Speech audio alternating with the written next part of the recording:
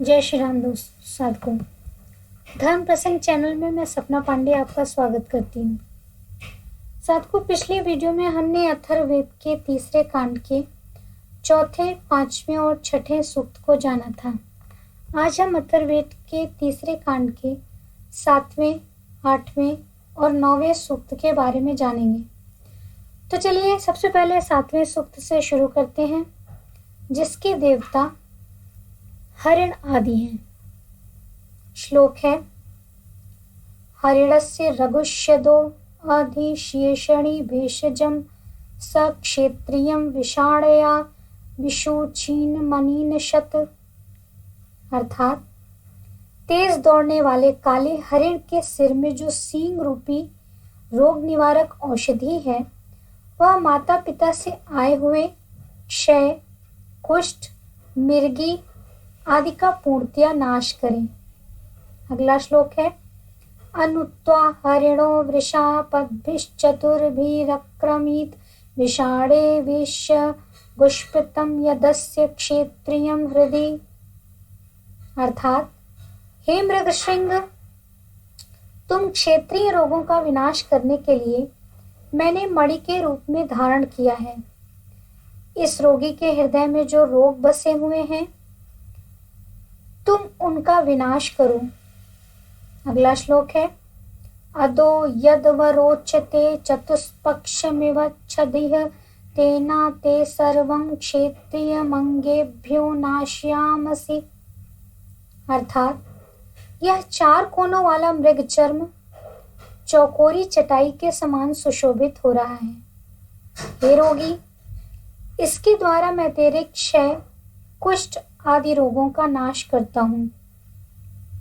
अगला श्लोक है: अमु ये दिवि सुभगे विचृतो नाम तारिके विक्षेत्रियस्य मुञ्चताम धमम पाशमुत्तमम।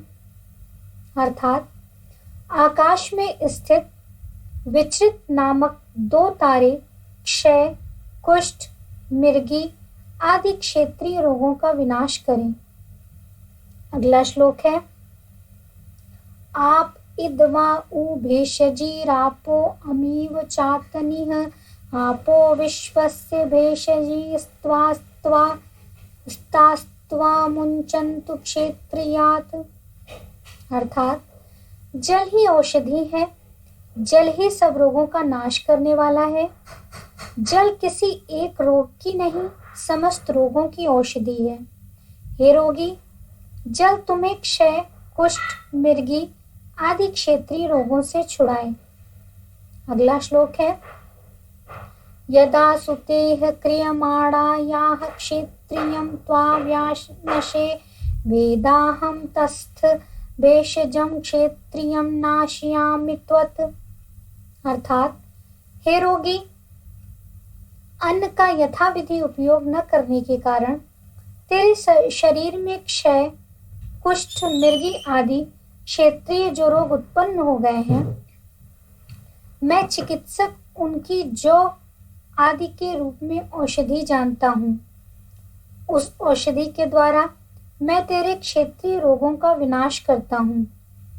अगला श्लोक है: अपवासी नक्षत्राणाम पवास उषसामुत अपास्मत् सर्वं दुर्भूतमपक्षेत्रीय मुच्छतु। अर्थात तारों के छिपने के समय, अर्थात उषा काल से पूर्व और उषा काल के समय किए गए स्नान आदि नित्य कर्मों के प्रभाव से रोगों का कारण दूर हो जाए। इसके पश्चात हमारे क्षय, कुष्ठ, मिर्गी आदि क्षेत्रीय रोग नष्ट हो जाएं। इस प्रकार तीसरे मंडल के सातवें सूक्त में कुल 7 श्लोक हैं। चलिए आठवां सूक्त देखते हैं, जिसके देवता मित्र आदि विश्व देव हैं। श्लोक है: आयातु मित्र ऋतुभिः कल्पमानः संवेशयन् पृथ्वी मुस्त्रियाभिः अथास्मभ्यं वरुणो वायुरग्निर्बृहत् राष्ट्रं संवेश्यं ददातु। अर्थात मृत्यु से रक्षा करने में समर्थ और मित्रवत सबके उपकारी मित्र देवता अर्थात सूर्य, वसंत आदि ऋतुओं में के द्वारा हमारी आयु को दीर्घ करने में समर्थ हों। वे अपनी किरणों से पृथ्वी को व्याप्त करें। सूर्य देव के आगमन के पश्चात वरुण, वायु और अग्नि हमें शासन करने योग्य विशाल राज्य प्रदान कराएं। अगला श्लोक है, धाता रातिः सवितेदं जुषन्तामिन्द्रस्त्वष्टा प्रतिहर्यन्तु मे वच हुवे देवीमदितिं शूरपुत्रां सजातानां मध्यमेष्ठा यथा सानि। अर्थात सबके विधाता धाता देव, दानशील अर्यमा और सबके प्रेरक सविता देव मेरी हवि ग्रहण करें। इनके साथ साथ इंद्र और त्वष्टा देव भी मेरी स्तुतियां सुने। मैं वीर पुत्रों की माता अदिति का आह्वान करता हूँ, जिसमें मैं अपने समान व्यक्तियों में सम्मान पा सकूं। अगला श्लोक है, हुवे सोमं सवितारं नभोभिर्विश्वानादित्याम् आमुत्तरत्वे अयमग्निर्दीर्घायद दीर्घमेव सजातैरिद्धो अप्रतिब्रुवद्भिः। अर्थात मैं यजमान को श्रेष्ठ पद प्राप्त करने के लिए सोम का, सविता का तथा समस्त अदिति पुत्रों का नमस्कारात्मक मंत्रों के द्वारा आह्वान करता हूँ। सबके आधारभूत अग्निदेव अपनी दीप्ति बढ़ाएं। मैं अपने अनुकूलवर्ती बंधु बांधवों के साथ चिरकाल तक श्रेष्ठता प्राप्त करूं। अगला श्लोक है, इहेदसाथ न परो गमाथेर्यो गोपाः पुष्टपतिर्व आजत अस्मै कामायोपकामिनिर्विश्वे वो देवा उपसंयन्तु। अर्थात हे कामनियों, तुम सब कन्या के समीप ही रहो, इसके सामने से दूर मत जाओ। मार्ग की प्रेरणा देने वाले एवं पालन करता पूषा देव तुम्हें प्रेरणा दे। इस वर की इच्छा पूर्ति के लिए विश्व देव तुझ कामना करने वाली स्त्री को उसके समीप जाने की प्रेरणा दे।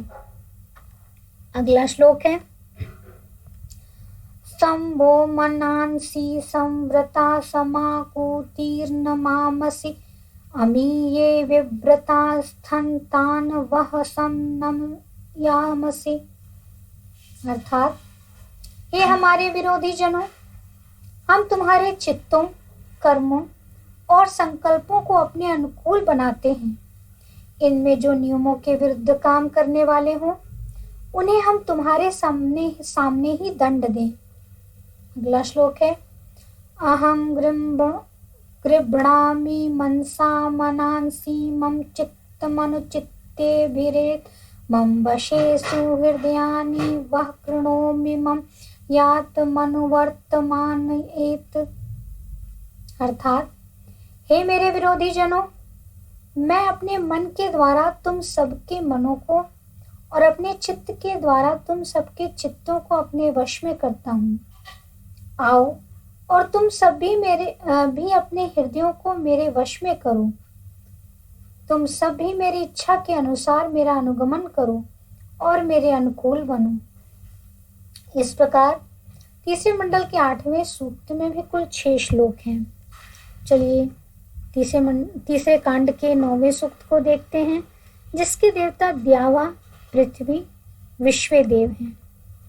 श्लोक है, कर्षफस्य विषफस्य द्योष्पिता पृथ्वी माता यथा विचक्र देवास्तथाप कृणुता पुनः।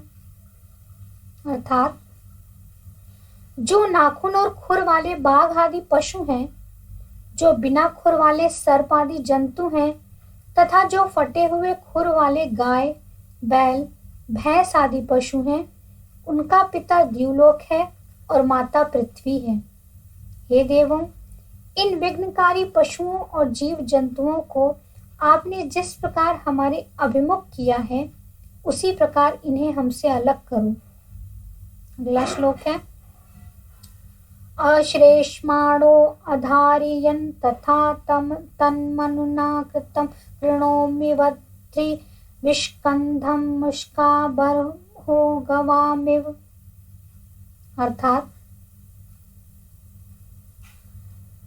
दूषित शरीर से रहित देवों ने अभिमत कार्य में आने वाले विघ्नों की शांति के लिए अरलू वृक्ष से बने दंड को धारण किया है। मनुष्यों की सृष्टि करने वाले मनु ने भी यही किया था। बैलों को जिस प्रकार प्रजनन में असमर्थ बनाया जाता है, उसी प्रकार मैं सूखे चमड़े की रस्सी से विघ्नों को निष्क्रिय कर रहा हूँ। अगला श्लोक है, पिशंगे सूत्रे कृगलं तदा बध्नन्ति वेदसः श्रवस्युं शुष्मं काभवं वध्नि कृण्वन्तु बंधुरः। अर्थात पीले रंग के धागे जिस प्रकार कवच को धारण करते हैं, उसी प्रकार साधक अरलू मणि को अर्थात अरलू वृक्ष से बने डंडे को धारण करते हैं। हमारे द्वारा धारण की हुई अरलू मणि श्रवस्यों, शोधक और कबरे रंग के क्रूर प्राणियों से संबंधित विघ्नों को समाप्त करे। अगला श्लोक है, येना श्रवस्य वश्चरत देवा इवासुर मायया शुनाम कपिरिव दशनु बंधुरा काभवस्य च। अर्थात हे शत्रुओं को जीतकर यश की इच्छा करने वाले मनुष्यों, जिस प्रकार देवगण असुरों की माया से मोहित थे, उसी प्रकार तुम शत्रुओं द्वारा डाले गए विघ्नों से मोहित हो। जिस प्रकार बंदर कुत्तों को भगा देता है, उसी प्रकार तुम्हारे द्वारा धारण किया हुआ खड्ग विघ्नों को दूर भगा दे। अगला श्लोक है, दुष्ट्ये हित्वा भत्स्यामि दुष्यिष्यामि काभव दाशवो रथा इव शपथेभिः तरिष्यथ। अर्थात हे मणि, मैं शत्रुओं द्वारा डाले गए विघ्नों को समाप्त करने के लिए तुझे धारण करता हूँ। इसी प्रकार मैं काभव नाम के विघ्न को दूर करता हूँ। हे मनुष्यों, तुम दौड़ने के लिए विस्तृत घोड़ों वाले रथों के समान शत्रुओं द्वारा उत्पन्न विघ्नों से रहित होकर अपने कार्यों में लगो। अगला श्लोक है, एक शतम विष्कंधानि विष्ठिता पृथ्वी मन तेषां त्वामग्र उज्जहरुर्मणिं विष्कंध दूषणम्। अर्थात हे मणि, धरती पर 101 विघ्न हैं। देवों ने उनकी शांति के लिए तुझे धारण किया था। हे विघ्नों को दूर करने वाली मणि, मैं भी तुझे इसी उद्देश्य से धारण करता हूँ। इस प्रकार 9वें सूक्त में भी कुल 6 श्लोक हैं। अगले वीडियो में हम 10वें, 11वें और 12वें सूक्त के बारे में जानेंगे। तब तक के लिए जय श्री राम।